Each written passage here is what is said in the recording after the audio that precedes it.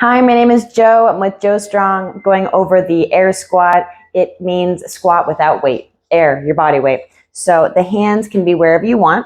Let's start from the top down. Hands can be in front, they can be to the sides, they can be on your hips. It doesn't really matter. We're looking more at tall posture, so that way we're not rounding our back on the way down. Hips. Our hips are going back at the same time as we bend our knees. We are not just pushing the hips back. We are also not only bending our knees. If we're upright like this, it's going to be really difficult to keep your heels down. So hips and knees bending at the same time.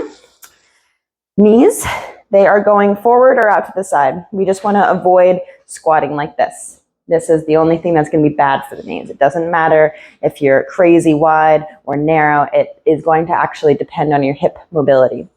Feet, usually shoulder width apart. Could be wider, could be right underneath your hips.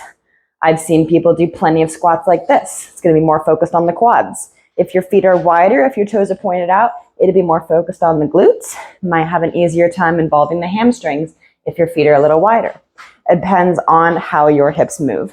So feet flat on the floor. We're not just using our toes. We're not just using your heels. We're using the whole foot. When you're in the bottom, heels are most definitely down. Squeezing your butt to get back up, using your whole foot, knees and hips, bending and going back at the same time. Chest is proud.